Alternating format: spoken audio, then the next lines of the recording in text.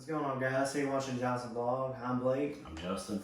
And today we're going to be talking about this $1,000 build. This is my $1,000 build. I spent technically $945. You can decide to use the other $55 to spruce it up, put RGBs and stuff like that. Just the first thing we're going to talk about is, what all this stuff costed individually. Now, I will be going through different videos of each individual parts of what they costed and why I chose them. This is the AMD Ryzen 5500 XT, which was $215.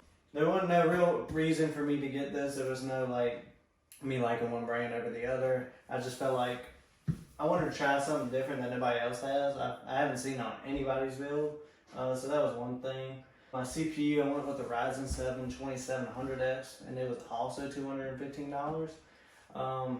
I kind of chose that because, for one, this is the motherboard's an AM4 socket, so obviously I wanted to get that with that to make it fit. And I feel like it was going to be the best processor for my price range. The Ryzen 5, 3600 seemed to be a little, was like the same price, but this has more cores and threads in it, so I can multitask more so. So that's kind of my thinking on that. So my RAM, I went with, now this is kind of interesting with my build, I went with 2 sticks of 16 gigabytes. So it already had 32 gigabytes worth of RAM in it. So I guess I want to be able to add some later. I have no idea if 64 gigabytes is too much, if that'd be bottlenecking or whatever. So this is 3200 megahertz. It's also RGB, which is really cool. It's probably the only RGB thing in my PC build though, which is, we can add stuff later. So that's the Vengeance Pro. That was $145. The Corsair CV650 power supply. Obviously it's a 650. I chose the 650 because mostly all this stuff required a 450 power supply unit. So I went with that, and it's the 80 plus gold as well. Yeah, give them a little headroom, for little future small upgrades and stuff too. So one thing I did not realize before I bought this, and I'm not sure if I would have went with something else, but this is non-modular, so you cannot change out the wires to color. It's all the wires are already on it. Yeah, wires are built in. Modular ones you can not plug in obviously what you don't need. This has everything already there, so what he doesn't need is just going to be stored down in the basement of the computer, and he's not going to be using it. So this is my hard drive. I went with a 2 terabyte Seagate BarraCuda. The reason I went with the brand, what's that other brand you were, the SSD? I went for mine, well I'm going for mine, is the Samsung NVMe 500 gigabyte also. Right. So I was thinking about going with that, but I wanted to try something a little bit different than his, so we can have different comparisons and reviews of different things. Yeah. If I don't end up liking this, I can always do that later if I want to. Yeah. And by that point, obviously you can go ahead and boot up to the 1 terabyte one. I chose the Seagate because I chose the 500 gigabyte SSD, so I wanted them to match, which is Which I actually went with the 4 terabyte Seagate BarraCuda for mine, so I mean that's kind of a pretty popular one to go with for your HDD. So okay, so this the Seagate 2 terabyte was $55, and the SSD was actually $72. And by the way, all the links will be down in the description. Now the motherboard, I went with a B450M DS3H, which is an AM4 socket, which is why I chose the Ryzen 7, but it doesn't go along with the Ryzen and the Athlon. He bought this one, this is the ATX model. Yeah. It fits this case right here that he bought, which is an ATX case, better. It will look better in this case. It's not, way too big where your wires are kind of tucked in behind and stuff like that. So this one should pair with this case perfectly. So that's kind of his main reason in going with this one right here. This one is RGB Fusion. So I think this one you can obviously, this one may actually have a little RGB on it. Possibly, I'm not 100% sure. If you wanted to build this thing before you got your CPU, you can. It does have a Ryzen 3000 desktop installed onto it, but I was just going to wait so I can make this video complete. That is the motherboard, and then the case is the ASUS Tough. I think it's the GT301, which supports ATX motherboards and stuff of that nature, which is a really cool build. I wanted something a little off the wall, a little more, it had more detail into it.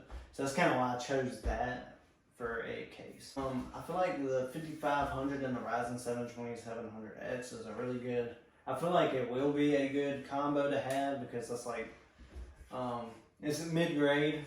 All this stuff is mid-grade, so I feel like since that was mid-grade, this was mid-grade, it worked pretty well together. There was no real science behind it. I went through PC part picker to make sure all this stuff fit, and I did. But yeah, there was no real science behind it. I was just kind of going for it, to be honest.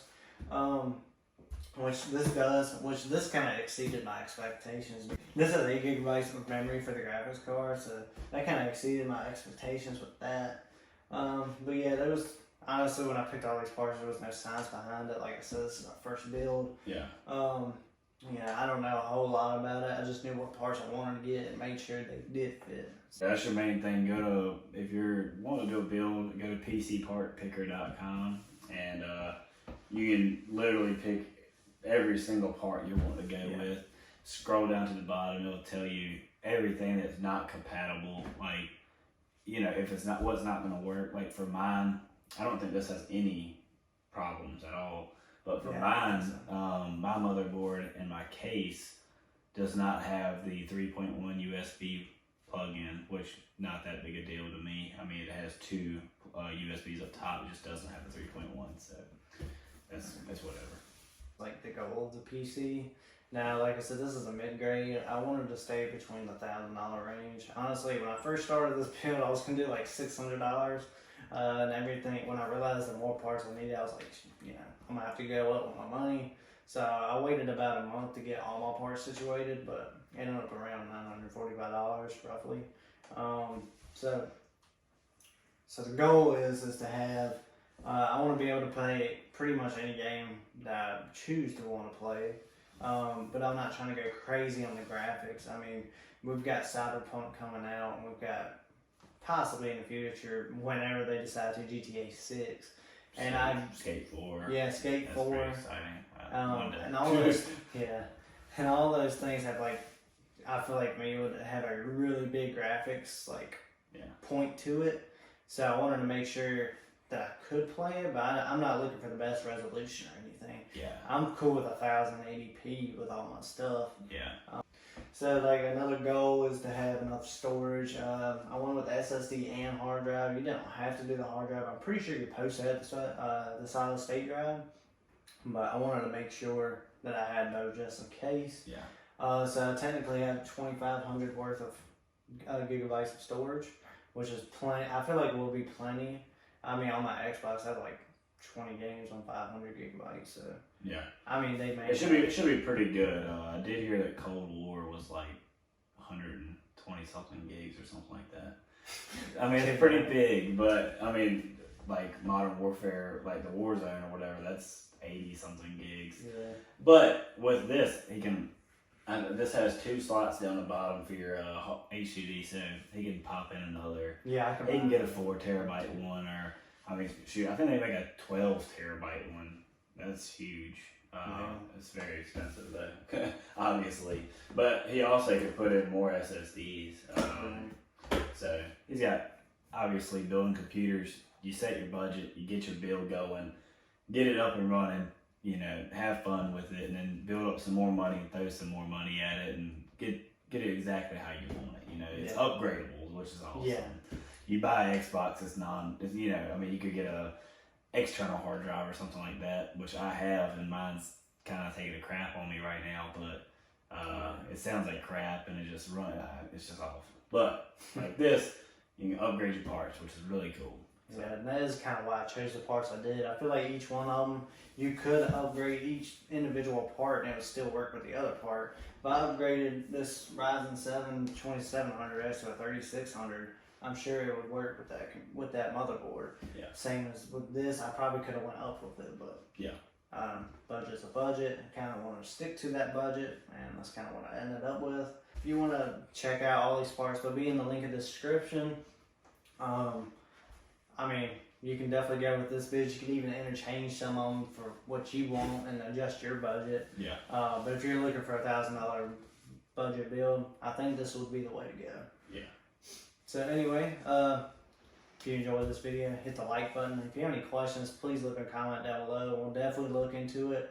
And even if we don't know, we may look into it ourselves just out of curiosity. But yeah, definitely subscribe and hit the notification bell if you want to see more videos. Now I will be doing, like I said before, I'll be doing individual videos for each of these.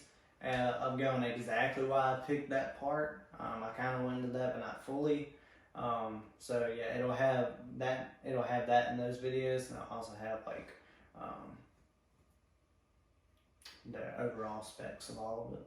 But. Yeah, and also hit that notification bell, because once this PC is done, you can obviously watch all those videos, but we're going to be doing a 6 month later video to show how everything is still holding up, right? You know, and obviously we're going to make videos if we're doing upgrades and stuff to it too within that time. But so go ahead and consider subscribing and definitely hit that notification bell. Catch you in the next one.